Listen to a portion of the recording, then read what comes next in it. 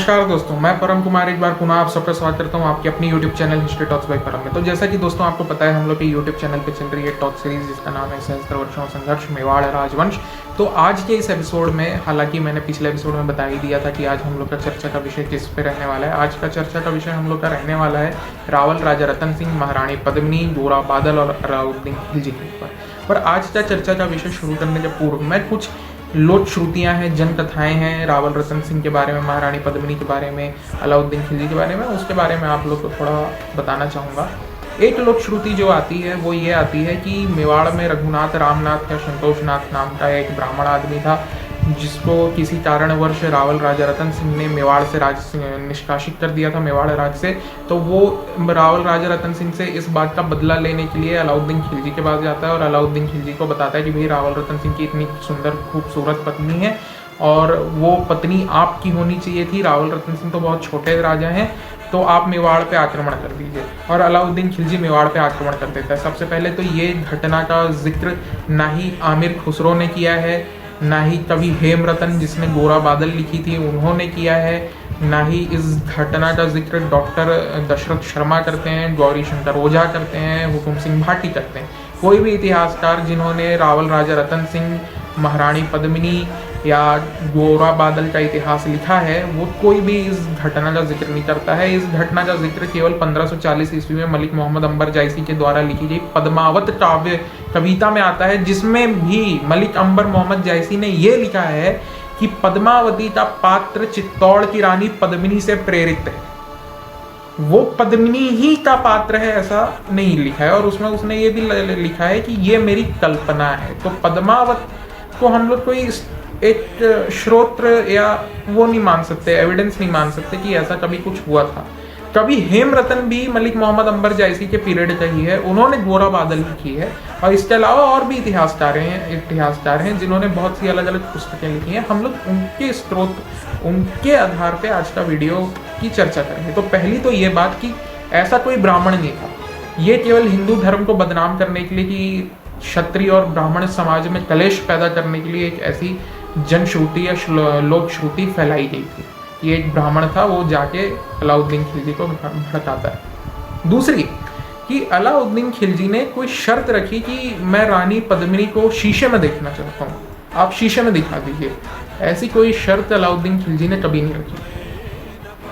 अलाउद्दीन खिलजी ने जो शर्त रखी थी वो ये थी कि मेवाड़ राज्य दिल्ली से टैक्स लेता था उस बिजनेस के लिए जो दिल्ली सल्तनत जो थी गुजरात सल्तनत के साथ करती थी, क्योंकि दोनों का बिजनेस रूट मेवाड़ से जाता था। तो मेवाड़ उन लोग से एक टैक्स लेता था। अलाउद्दीन खिलजी ने यह शर्त रखी कि हम आपको 56 राठौरों का प्रदेश दे देंगे, आप हम लोग को वो टैक्स से मुक्ति दे दीजिए, हम लोग से वो टैक्स मत लीजिए।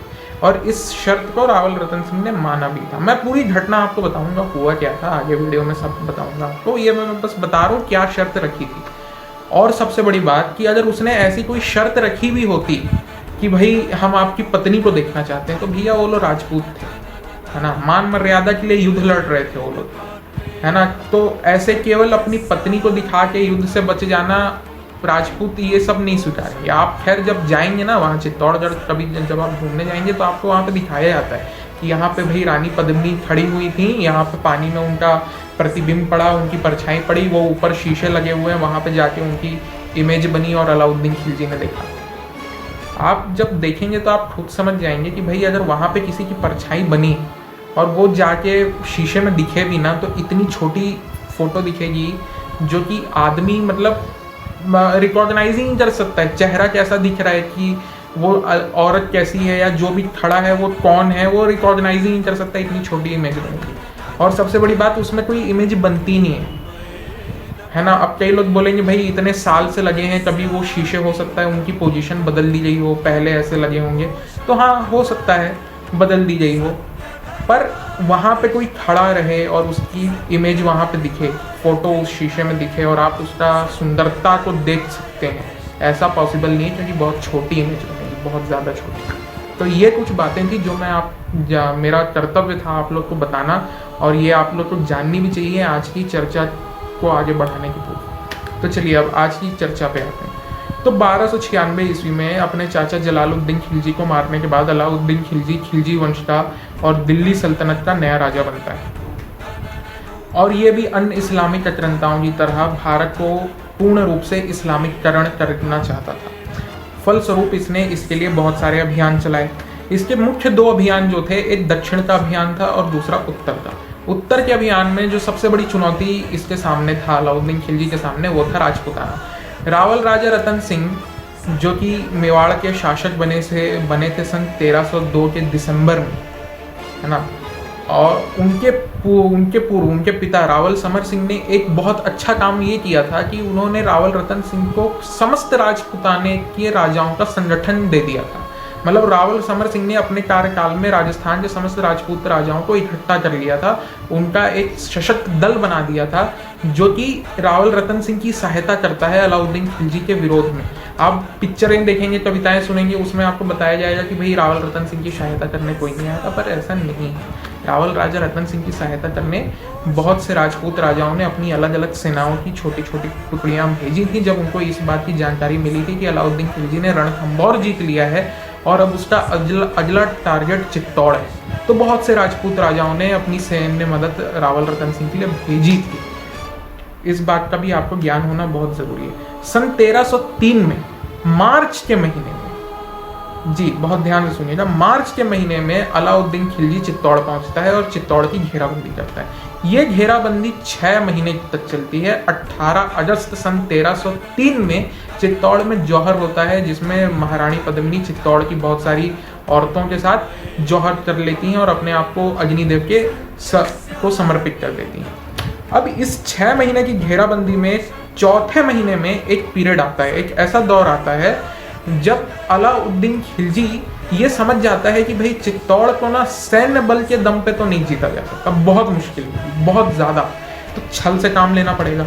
तो अब वो क्या सोचता है, वो ये सोचता है, क्योंकि उसका ये सोचने के पीछे ना कुछ रीज़न था, और वो रीज़न ये था कि अलाउद्दीन खिलजी के सैनिकों ने मेवाड़ का एक गुप्तचर पकड़ लिया था और उस गुप्तचर से उन लोग को बहुत सारी अलग अलग विभिन्न प्रकार की जानकारियाँ प्राप्त हुई थी, जिसमें चित्तौड़ के जो सबसे बाहर का, जो चित्तौड़ के गढ़ के किले का जो सबसे पहला दरवाजा था, उसके पास की कुछ गुप्त सुरंगों के बारे में उस गुप्तचर ने बहुत सारी यातनाओं को भोगने के पश्चात अलाउद्दीन खिलजी के सैनिकों को बता दिया था।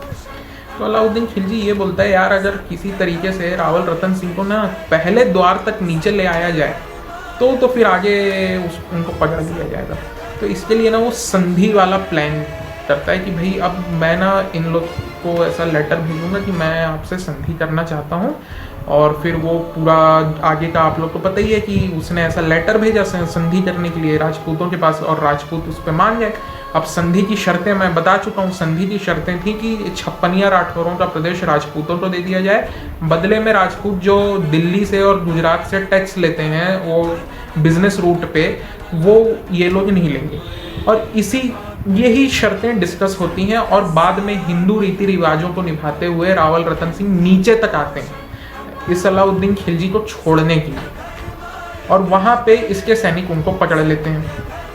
और वो पकड़ के इनको बहुत सारे मूवीज वगैरह में दिखाया जाता है कि वो दिल्ली ले गए, उनको पकड़ के दिल्ली नहीं ले गए, इन्हीं के जो अलाउद्दीन खिलजी का जो नीचे टेंट लगा था ना चित्तौड़ में, वहाँ पे इन्होंने बंदी बना के रखा। और अब एक नया लेटर भेजा गया कि भाई हमको चित्तौड़ दे दिया जाए, और जो चित्तौड़ की रानी पद्मिनी है उसकी शादी हमारे अलाउद्दीन खिलजी के साथ करवाई जाए। अब ऐसा इन्होंने क्यों भेजा? क्योंकि मैं तो बोला भाई अलाउद्दीन खिलजी ने रानी पद्मिनी के लिए चित्तौड़ पे आक्रमण नहीं किया था, रानी पद्मिनी से क्यों विवाह करना चाहता था अलाउद्दीन खिलजी? इसके पीछे एक बहुत बड़ा पॉलिटिकल गेम था अलाउद्दीन खिलजी का, और वो क्या था? वो ये था कि चित्तौड़ में अलाउद्दीन खिलजी ये जानता था कि अगर मैं कैसे जैसे तैसे करके चित्तौड़गढ़ जीत भी लूँ, है ना, अगर चित्तौड़ में जीत भी लूँ तो वहाँ की प्रजा जो है वो विद्रोह करेगी, वो मतलब इन लोग के साथ एक अच्छे अलायंस में नहीं रहेगी, वो कुछ ना कुछ करती रहेगी और बाहर के राजा भी अटैक करते रहेंगे।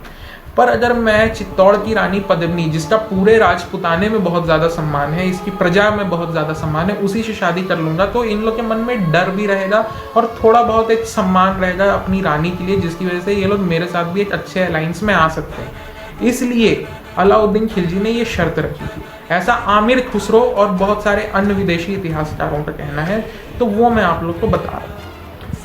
तो उसने ऐसी शर्त रखी। अब रानी पद्मिनी ने गोरा बादल जालौर के सोंदड़ा चौहान के वंश से आते थे।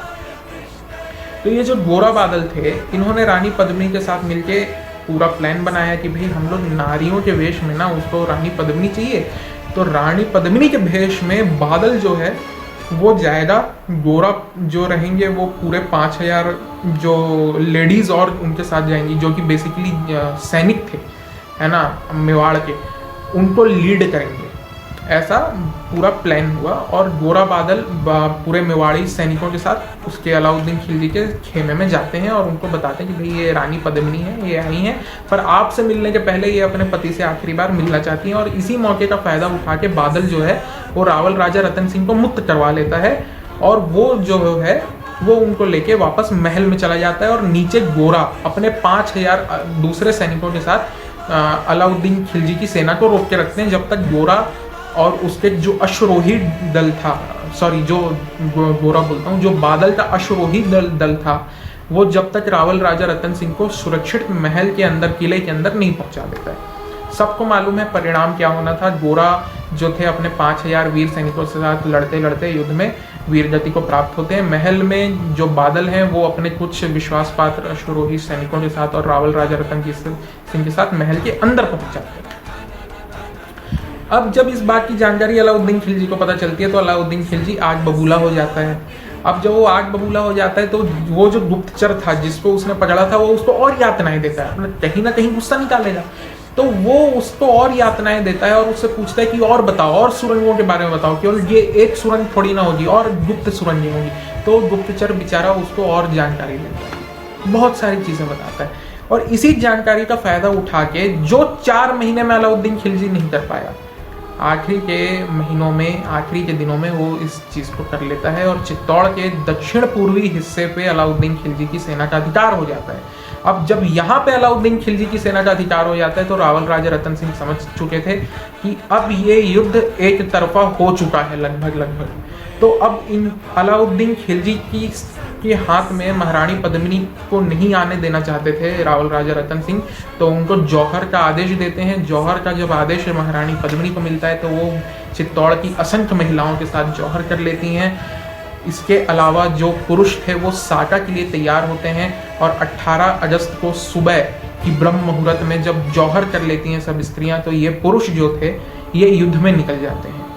और 600 वर्षों में पहली बार मोहम्मद बिन कासिम से लेकर रावल रतन सिंह के कार्यकाल में पहली बार चित्तौड़ जो था वो किसी इस्लामिक जनता के कंट्रोल में आ जाता है।